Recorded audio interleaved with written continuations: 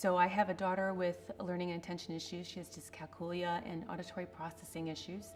And my first IEP meeting, we didn't know what those issues were. I was ill prepared for them because I was a very young mom, and I walked in there. I had a baby in a car seat and sat down at a table with 5 people looking across from me at this long table, educators and specialists and therapists and the principal. I had no idea what to expect, and they had stacks of papers in front of them describing everything that's going wrong with my daughter.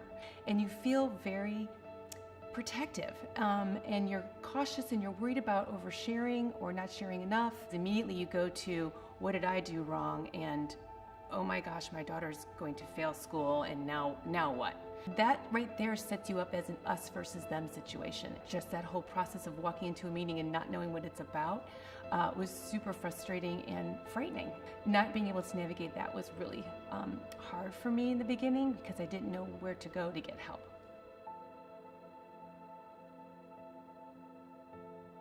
That was just one meeting. There's so many along the way in the journey with your child. And one meeting in particular, I left feeling very frustrated and really angry because I don't feel like they heard me. And as I was walking out the door of the principal's office, I look all across the room and there's all these parents lined up ready to go into their meeting. And I was like, why can't we talk to each other?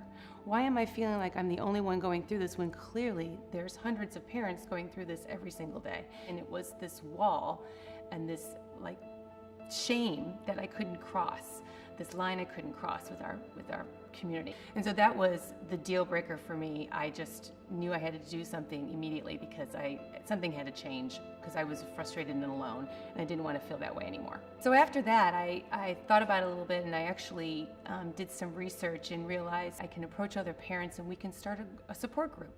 So I was like, let me see if I can talk to our parent organization and maybe get a couple parents to get together for coffee or whatever, just to kind of share experiences. And I was able to talk to our principal, and she said, sure, why don't you come to our next meeting, the parent-teacher meeting. And I went up in front of the whole school and talked about that I want to share. I have kids with learning and attention issues, and I want to know if anyone else out there is interested in joining a support group for parents. And I had 25 families that signed up on the first day.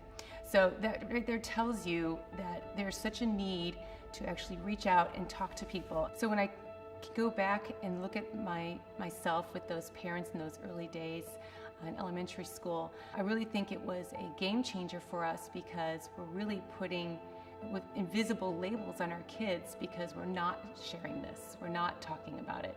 And the shame that goes along the fact that parents don't want to talk about this because they think it's a reflection of them, that they have failed their children. I think parents have good intentions. They really want to protect their children, and so by not talking about it, they feel like it's this wall they're putting up, they're going to protect their babies. But really it's just building more stigma that's surrounding you as the parent as well as the child. And we want to build a bridge for them so that they can self-advocate. And if we can self-advocate, they can self-advocate. And so by opening up the communication channels and reaching out to other parents, we can break down those silos and walls. Either it's through social media or face-to-face. It's really powerful for parents to reach out and console each other and support each other when they're going through this journey, because it doesn't end in elementary school or middle school. It's for the rest of their lives.